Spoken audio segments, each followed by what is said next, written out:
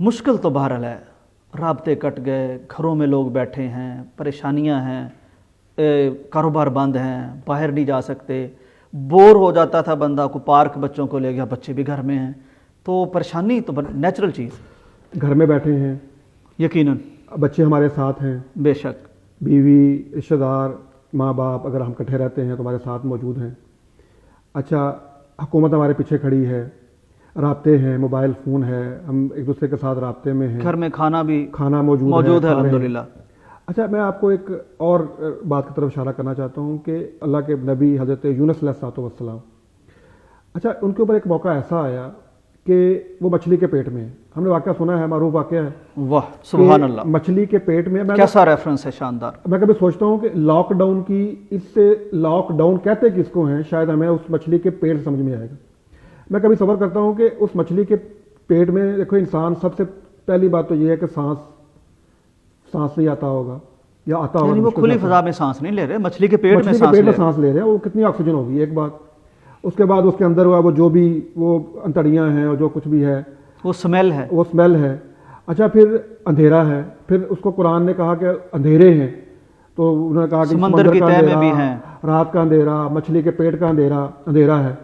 اچھا، کوئی رابطہ نہیں ہے باہر، آپ زمین پہ نہیں ہیں، آپ پتہ نہیں کہاں ہیں. اچھا، دنیا میں کسی بندے کو نہیں پتا کہ آپ کہاں پہ ہیں. اللہ اکبر، کوئی رابطہ نہیں ہے، صرف ایک ہستی کو پتا ہے کہ آپ کہاں پہ. اس سے رابطہ جڑا ہے. اس کائنات کے اس بندے کا جس کو کوئی نہیں جانتا، اس کے وہ کشتی والے بھی نہیں جانتے، جن کے کہنے پہ وہ سمندر میں کودے تھے، کہ اب ان کو بھی نہیں پتا کہ وہ بندہ کہاں پہ. انہوں نے کہا کہ مچھلیاں کھا کو گئی ہوں گی، مچھلی کھا بھی لیا ہوگا، لیکن وہ مچھلی کے پیٹ میں زندہ ہے، اس کا کسی کو نہیں پتا ہے دنیا میں سوائے اس کے اللہ رب العالمین وحدہ لا شریک.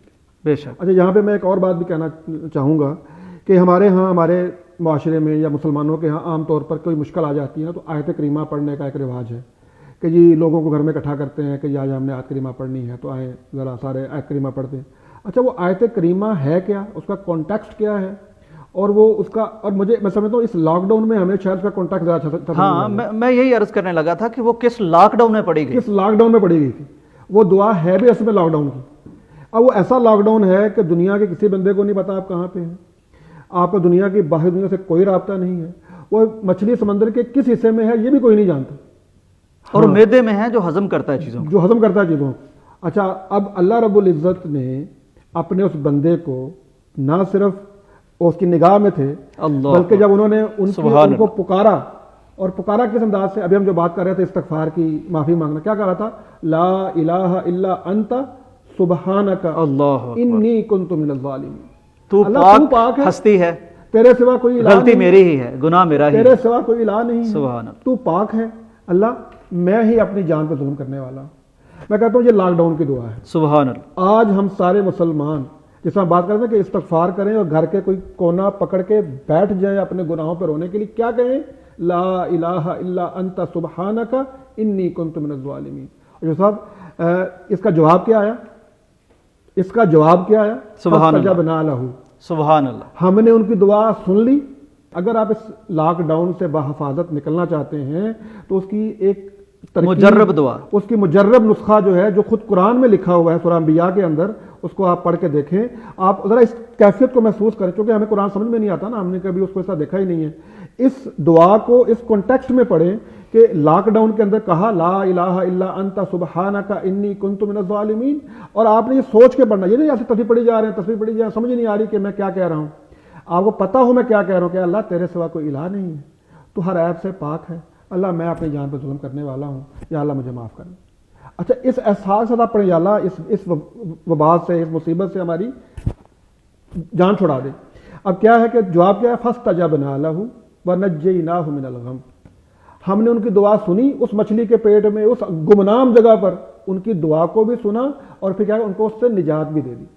اور ایک جگہ یہ بھی آتا ہے فخر صاحب کہ اگر وہ اس وقت تسبیح نہ بیان کرتے تو قیامت تک وہیں رہتے. یعنی لاک ڈاؤن میں اگر آپ آ گئے ہیں تو نسخہ کیمیا اس لاک ڈاؤن سے نکلنے کی کنجی. یہ آپ نے ماشاءاللہ بڑی خوبصورت بات کہی کہ ہمیں اس بات کا بھی اندازہ ہو کہ اگر ہم نے اس لاک ڈاؤن کے اندر اپنے رب کو نہ پکارا، اس کی پاکی بیان نہ کی، اور اپنے گناہوں پہ استغفار نہ کی اور نہ روئے، تو پھر جو ہے یہ مشکل تو پھر ہمیں بہت بڑی لگے گی.